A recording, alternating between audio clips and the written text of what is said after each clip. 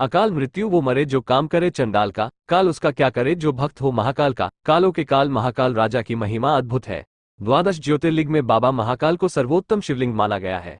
कहते हैं, आकाशे तारकन लिंग पाताले हाटकेश्वरम भूलोके च महाकालो लिंगत्र नमोस्तुते। इसका अर्थ है, आकाश में तारक शिवलिंग, पाताल में हाटकेश्वर शिवलिंग तथा पृथ्वी पर महाकालेश्वर ही मान्य शिवलिंग है। महाकालेश्वर ज्योतिर्लिंग मध्य प्रदेश के उज्जैन में स्थित है। कहते हैं यहाँ आने वालों की झोली कभी खाली नहीं जाती। आइए जानते हैं 12 ज्योतिर्लिंग के इस शिव धाम में कैसे हुई महाकाल की स्थापना। जब धरती फाड़कर प्रकट हुए महाकाल।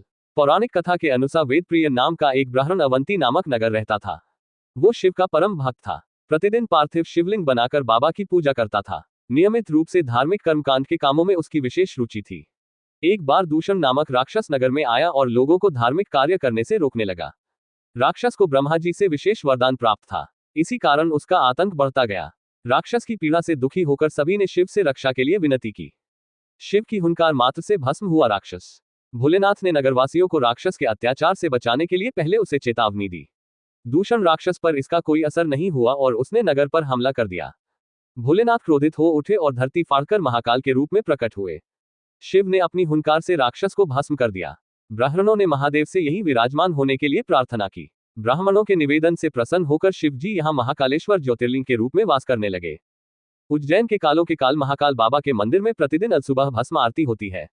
शिवजी भस्म धारण करके सभी को यही बताना चाहते हैं कि इस देह का अंतिम सत्य यही है। महाकाल की 6 बार आरती होती है, जिसमें सबसे खास मानी जाती है भस्म आरती। आओ जानते हैं भस्मारती के बारे में 10 रहस्य। 1. महाकाल की 6 बार आरती होती है। पहली आरती भस्मारती में भगवान शिव को घटाटोप स्वरूप दिया जाता है। 2. भस्म आरती यहाँ भोर में 4 बजे के करीब होती है। एक सूती कपड़े में भस्म को बांधकर उसे शिवलिंग पर बिखेरते हुए आरती की जाती है। 3. इस आरती में महिलाओं के लिए साड़ी पहनना जरूरी है। 4. जिस वक्त शिवलिंग पर भस्म चढ़ती है उस वक्त महिलाओं को घूंघट करने को कहा जाता है। 5. मान्यता है कि उस वक्त भगवान शिव निराकार स्वरूप में होते हैं और इस रूप के दर्शन महिलाएं नहीं कर सकती। 6. पुरुषों को भी इस आरती को देखने के लिए केवल धोती पहननी होती है, वह भी साफ स्वच्छ और सूती होनी चाहिए। 7. पुरुष इस आरती को केवल देख सकते हैं और करने का अधिकार केवल यहाँ के पुजारियों को होता है।